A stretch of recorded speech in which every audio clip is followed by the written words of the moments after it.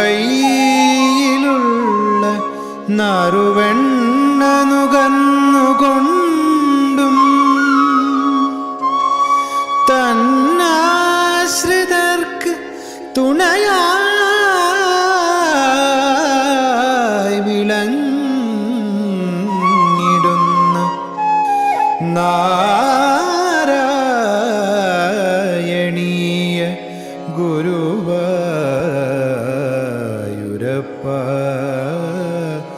നമോ നമസ്തേ.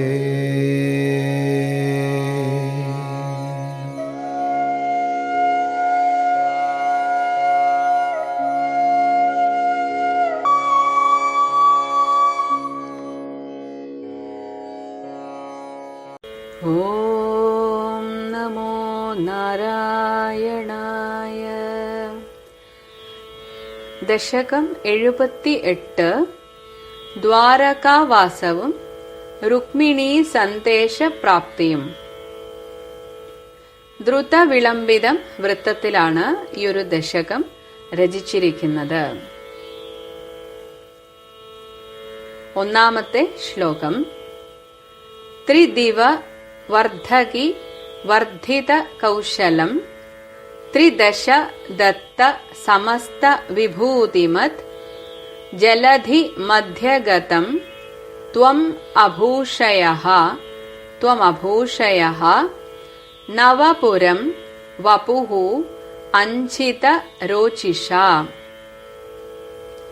ത്രിദിവ സ്വർഗത്തിലെ വർദ്ധകി ശില്പിയായിട്ടുള്ള വിശ്വകർമാവ് അദ്ദേഹത്തിന്റെ വർദ്ധിത കൗശലം ആ കരവിരുത് കളിയാടുന്നതും ത്രിദശം 3 ദശ മാത്രമുള്ള ദേവന്മാർ, അതായത് വാർദ്ധക്യ ദശ ഇല്ലാത്ത ശൈശവം, കൗമാരം, ബാല്യം, കൗമാരം, യൗവനം, ഈ 3 ദശ മാത്രമേ ദേവന്മാർക്കുള്ളൂ. അതുകൊണ്ടാണ് അവരെ ത്രിദശന്മാർ എന്ന് പറയുന്നത്. അപ്പൊ ത്രിദശ എന്ന് വെച്ചാൽ ദേവന്മാർ, അവരാൽ ദത്തം നൽകപ്പെട്ട സമസ്ത വിഭൂതി മത് എല്ലാവിധത്തിലുള്ള സമ്പത്തും ഐശ്വര്യങ്ങളും ഒക്കെ, ഒരു രാജ്യത്ത് വേണ്ടുന്ന എല്ലാവിധ സമ്പത്തും വസ്തുക്കളും ഒക്കെ ഈ ദേവന്മാരാണ് ഭഗവാന് കൊടുത്തത് എന്ന് പറയണം.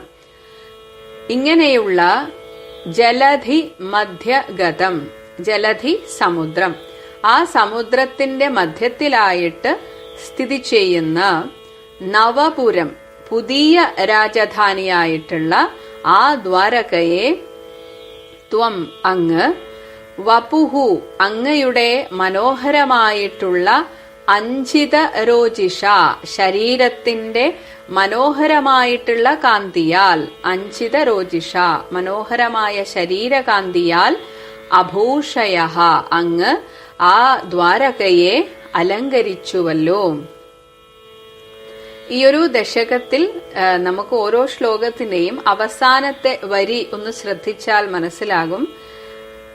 ഒരേപോലെ വരുന്ന വാക്കുകൾ, എന്നാൽ അതിന് തികച്ചും വ്യത്യസ്തമായിട്ടുള്ള അർത്ഥങ്ങളും പദവിച്ഛേദവുമാണ് ഉള്ളത്. പക്ഷെ ഒറ്റ നോട്ടത്തിൽ നോക്കുമ്പോൾ നമുക്കത് ഒരേപോലെയാണോ എന്ന് തോന്നും. ഈ ഒരു ശ്ലോകത്തിൽ അത് നവപുരം വപുര, പെട്ടെന്ന് കാണുമ്പോൾ വപുര എന്നത് വപുഹു അഞ്ഛിത എന്നതാണ് വപുരഞ്ഛിത എന്നുള്ളത്.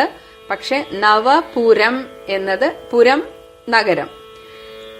പക്ഷെ ഒറ്റ നോട്ടത്തിൽ കാണുമ്പോഴാണ് നവപുരം വപുര എന്ന് തോന്നിപ്പോകും. പക്ഷെ അത് വപുഹു അഞ്ഛിത ആണ്. അപ്പൊ ഒറ്റ നോട്ടത്തിൽ ഒരേപോലത്തെ വാക്കും ഒരേപോലെയുള്ള അർത്ഥവുമാണെന്ന് നമുക്ക് തോന്നാം, പക്ഷെ വ്യത്യസ്തമാണ്. ഇങ്ങനെ ഈ ദശകത്തിലെ എല്ലാ ശ്ലോകങ്ങളിലും 4ാമത്തെ വരി ഒന്ന് ശ്രദ്ധിച്ചാൽ മനസ്സിലാകും. ഇങ്ങനെയാണ് ഉള്ളത്. ഇപ്പൊ ഭഗവാന്റെ ദ്വാരകാവാസത്തെ കുറിച്ചാണ് ഇവിടുത്തെ ആദ്യത്തെ ശ്ലോകത്തിൽ പറയുന്നത്. ആ വിശ്വകർമാവിന്റെ ആ ഒരു സിദ്ധി, ശില്പ ചാതുര്യം മുഴുവൻ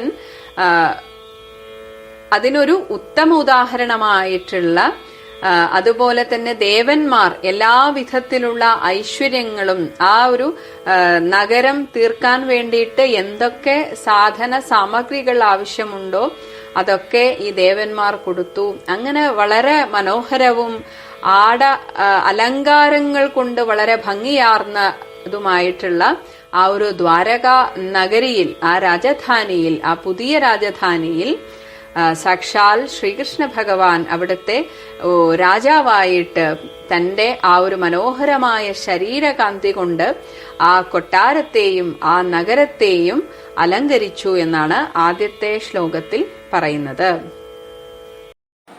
ദശകം 78. ഓം നമോ ഭഗവതേ വാസുദേവായ. ഓം ശ്രീകൃഷ്ണ പരമാത്മനേ നമഃ. ഓം ത്രിദിവവർദ്ധകി വർദ്ധിത കൗശലം ത്രിദശദത്ത സമസ്ത വിഭൂതിമത് ജലധിമധ്യഗതം ത്വമഭൂഷയോ നവപുരം വപുരഞ്ചിതരോചിഷാ.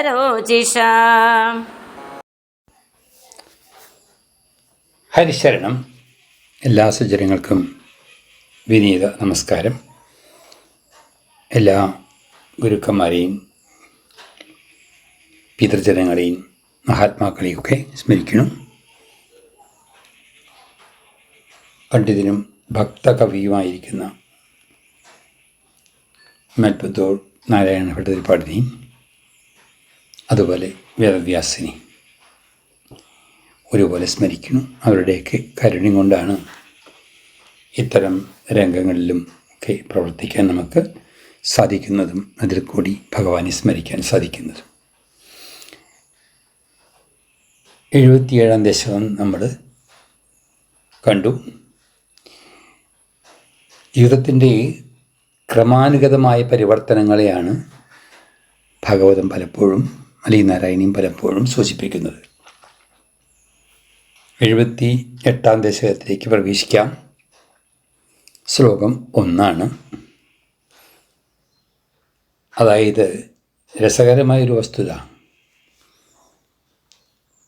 ഭാരതത്തിൽ നിന്ന് മാറി നിന്നുകൊണ്ട് പാലാഴിവാസനായതുകൊണ്ടാണോ എന്നറിയില്ല, സമുദ്രമധ്യത്തിലാണ് തൻ്റെ വാസസ്ഥലം, പുതിയ വാസസ്ഥലമായിരിക്കുന്ന ദ്വാരക നിർമ്മിക്കാൻ അദ്ദേഹം നിശ്ചയിച്ചതും അതിന് വിശ്വകർമാവിനെ ഏർപ്പാടാക്കിയതും. വിശ്വകർമാവ് എന്ന് പറയുമ്പോൾ തന്നെ അതും ഈശ്വരൻ്റെ ഒരു അവതാരം തന്നെയാണെന്ന് ആ വാക്കിൽ തന്നെ ഉണ്ട്.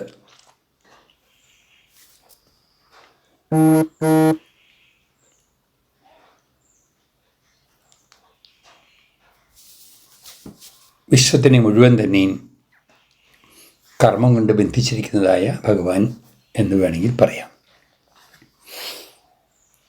അപ്പോൾ ഇവിടെ എന്തുകൊണ്ടാണ് ക്രമാനുഗതം എന്ന് ഞാൻ പറഞ്ഞത് എന്നാണെങ്കിൽ, ഇനി ഭഗവാൻ ഗൃഹസ്ഥാശ്രമത്തിലേക്ക് പ്രവേശിക്കാൻ പോവുകയാണ്.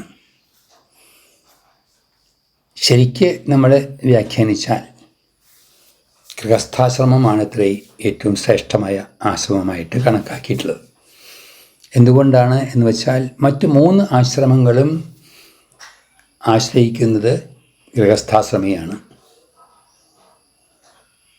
ബ്രഹ്മചര്യാശ്രമത്തിലായാലും വാനപ്രസ്ഥാശ്രമത്തിലായാലും സന്യാസാശ്രമത്തിലായാലും അവരൊക്കെ ആശ്രയിക്കുന്ന സുപ്രധാന ആശ്രമമാണ് ഗൃഹസ്ഥാശ്രമം. ഈ മറ്റു 3 ആശ്രമങ്ങളെയും പോഷിപ്പിക്കുന്നതും അല്ലെങ്കിൽ അവരെ സേവിക്കുന്നതും അവർക്ക് വേണ്ടതൊക്കെ ചെയ്തു കൊടുക്കുന്നതും ഗൃഹസ്ഥാശ്രമികളാണ്. അതുകൊണ്ട് തന്നെ ആശ്രമങ്ങളിൽ ശ്രേഷ്ഠമായത് തന്നെയാണ് ഗൃഹസ്ഥാശ്രമം. അത് ആത്മീയമായ സാധനയ്ക്കൊരു തടസ്സം ആവില്ല. ദമ്പതികൾ ഒന്നിച്ച് ലക്ഷ്മി നാരായണന്മാരെ പോലെയോ പാർവതി പരമേശ്വരന്മാരെ പോലെയോ ഒക്കെ ആണെങ്കിൽ ആ ഗൃഹസ്ഥാശ്രമത്തിലേക്ക് പ്രവേശിക്കുന്നതിന് മുമ്പ് പുതിയ വാസസ്ഥലമായിരിക്കുന്ന ദ്വാരകയിൽ ഭഗവാൻ വന്നു ചേർന്നു. യോഗശക്തി കൊണ്ട് തൻ്റെ സ്വന്തക്കാരെ മുഴുവൻ അവിടെ എത്തിച്ചിട്ടുണ്ട്. അതുകൊണ്ട് ത്രിദിവവർദ്ധകി എന്ന് പറഞ്ഞാൽ വിശ്വകർമാവാണ്.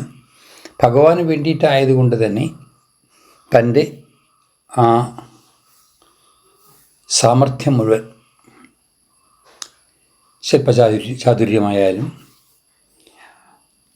എല്ലാം തന്നെ എന്ന് വേണമെങ്കിൽ പറയാം, സൃഷ്ടിചാതുര്യമായാലും എല്ലാം വളരെ കേമമായിട്ട് തന്നെയാണ് വിശ്വകർമാവ് നിർവഹിച്ച്. അതൊക്കെ കൊണ്ടാണ് ദ്വാരകാപുരി പഞ്ചനഗരികളിൽ ഒന്നാവുന്നത്.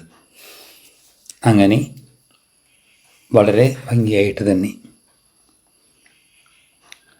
തൻ്റെ മുഴുവൻ ശില്പവൈദഗ്ധ്യം മുഴുവൻ എടുത്തുകൊണ്ട് വിശ്വകർമാവ് ദ്വാരക നിർമ്മിച്ചു. ഭഗവാൻ അവിടെ വാസം തുടങ്ങി. ആ തുടങ്ങുന്നതിന് മുമ്പ്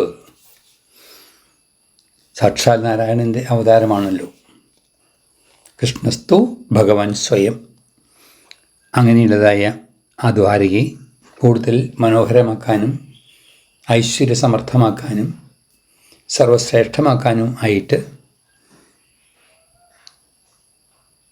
ദേവഗണങ്ങളൊക്കെ തന്നെ അവരവരുടെ വിഭൂതികളിൽ നിന്നുണ്ടായിട്ടുള്ളതായ വസ്തുക്കളെ ഭഗവാന് സമർപ്പിച്ചു, അല്ലെങ്കിൽ അതുകൊണ്ട് ദ്വാരകയെ അലങ്കരിച്ചു എന്ന് പറയാം. പക്ഷേ ദ്വാരകയിലെ ഏറ്റവും വലിയ അലങ്കാരവും ഏറ്റവും വലിയ ആകർഷണവും ഭഗവാൻ തന്നെയാണ്. അതുകൊണ്ടാണ് ഭട്ടതിരിപ്പാട് വളരെ നന്നായിട്ട് പറഞ്ഞത്, ജലധിമധ്യഗതം ത്വം അഭൂഷയോ നവപുരം വപു അഞ്ചിത രുചിഷ. ഭഗവാന്റെ അതീവ്യ വപുസ്സിൻ്റെ ഐശ്വര്യം കൊണ്ടും ഭംഗി കൊണ്ടുമാണ് ഇത്രയും ദ്വാരകയിൽ ഇത്രയും നല്ലൊരവസ്ഥയുണ്ടായത്. ഗുരുവായൂർ ഇത്രയും പ്രസിദ്ധമാവാൻ കാരണം ഗുരുവായൂർ ക്ഷേത്രത്തിൻ്റെ വലിപ്പം കൊണ്ടല്ല, അതിനകത്തിരിക്കുന്ന ശ്രീ ഗുരുവായൂരപ്പൻ്റെ മഹത്വം കൊണ്ടാണ്. അതുകൊണ്ടാണ് ഒരു കുടുംബത്തിലെ ഏറ്റവും കൂടുതൽ ഐശ്വര്യസമർത്ഥമാവേണ്ടതും ചിന്ത കൊണ്ടും മനസ്സുകൊണ്ടും പ്രവൃത്തി കൊണ്ടും അവിടെ താമസിക്കുന്നവരിലായിരിക്കണം. ആ താമസിക്കുന്നവരുടെ സച്ചിന്തയും സത്പ്രവൃത്തിയും സത്കർമ്മങ്ങളും സാധനയാണ് ആ കുടുംബത്തിനെ ഐശ്വര്യസമ്പൂർണ്ണമാക്കുന്നത്. അല്ലാതെ കെട്ടിടത്തിൻ്റെ വലിപ്പവും മറ്റ് സൗകര്യങ്ങളും അല്ല. അവിടെ വസിക്കുന്നവരുടെ മനസ്സിൻ്റെ നല്ല അവസ്ഥയാണ് ആ കുടുംബത്തിലേക്ക് എല്ലാ ഐശ്വര്യം വരുത്തി വയ്ക്കുന്നതൊക്കെ. ഇതും ഒരു സൂചനയാണ് ഇവിടെ. ഏതായാലും അതിസുന്ദരമായ ദ്വാരകാപുരി നിർമ്മിച്ച് ഭഗവാൻ അവിടെ വാസമായി. ഇതൊക്കെ നമുക്കുള്ളതായ സൂചനയാണ്. കുടുംബത്തിലുള്ളവർ കൂടെ നിൽക്കുമ്പോൾ, കൂടെ താമസിക്കുമ്പോൾ ഇമ്പം ഉണ്ടാകുന്ന തരത്തിൽ തമ്മിൽ സഹകരിച്ചും സ്നേഹിച്ചും ആ സഹവർത്തിത്വം ഈശ്വര നിയോഗമാണെന്ന് വിചാരിച്ചും ഒരു കൂട്ടായ്മയായിട്ട് ജീവിക്കുന്ന സമയത്തുണ്ടാകുന്ന ആനന്ദം വേറെ തന്നെയാണ്. ആ ഗൃഹനാഥൻ്റെ സ്വഭാവ വൈശിഷ്ട്യം ആ കുടുംബത്തിന് ഐശ്വര്യപ്രദമാവണം. ദാനധർമ്മങ്ങളും സത്സംഗങ്ങളും സത്പ്രവൃത്തികളും സച്ചിന്തകളും വച്ചു പുലർത്തണം. അങ്ങനെ നമ്മുടെ കുടുംബം ഒരു ദ്വാരക പോലെ സുന്ദരമാക്കാൻ നമുക്കും സാധിച്ചാൽ ജീവിതം കുറേയും കൂടി സന്തോഷപ്രദവും സംതൃപ്തവും ആയിത്തീരും എന്നിവിടെ സൂചിപ്പിക്കുന്നുണ്ട്. അതേവർക്ക് സാധിക്കട്ടെ എന്ന് പ്രാർത്ഥിക്കുന്നു. ഹരിശരണം.